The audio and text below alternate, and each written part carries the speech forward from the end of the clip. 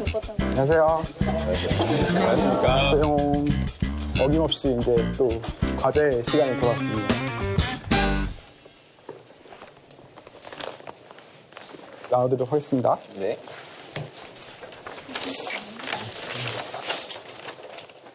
한번 펴보세요, 한번. 오픈하세요.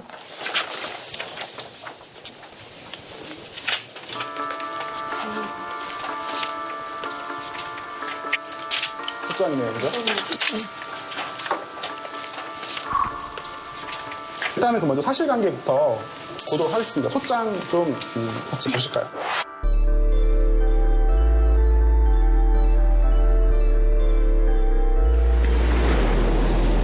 조윤식은 한 가족으로부터 소장을 받았습니다. 민사상 손해배상 청구를 당한 건데 소를 제기한 상대방은 김성무, 박성희 부부 그리고 딸 김초롱입니다. 이 원고 가족은 강릉 해수욕장에서 물놀이를 했고 김초롱이 파도에 휩쓸려 버립니다. 그 광경을 보고 있던 조윤식이 바다에 직접 뛰어들어서 김초롱을 구했습니다.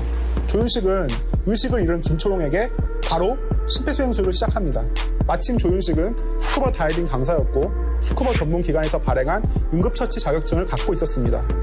김성무는 자신이 아버지니까 직접 심폐소생술을 하겠다 이렇게 말을 했습니다. 근데 조윤식은 내가 전문가이니 내가 하겠다 하면서 심폐소생술을 강행해버린 거죠.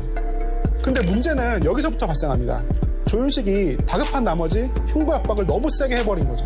목격자 진술서에는 중간에 뚝 하고 뼈가 부러지는 소리가 들렸고 김초롱의 입에서 물과 함께 피까지 나왔다 이렇게 기술되어 있습니다. 지켜보던 아버지 김성무는 옆에서 좀 살살 좀 해라 이렇게 요청까지 합니다. 그런데 조윤식은 이렇게 해야 산다 하면서 강한 흉부 압박을 계속했던 상황입니다. 주변 사람이 신고를 해서 10분 뒤 119 구조대원이 도착을 하고 심장 제세동기를 사용한 후에야 김초롱 양이 완전히 의식을 찾게 됩니다. 근데 문제는 심폐소생 과정에서 김초롱이 크게 다쳤다는 겁니다. 갈비뼈가 부러졌고 그 부러진 갈비뼈가 폐를 찔러서 김초롱은 혈용 및 기흉 진단까지 받았습니다. 혈용은 폐에 혈액이 고이는 증상이고 기흉은 폐에 공기가 차는 증상으로 수술을 해도 후유증이 꽤 심각합니다.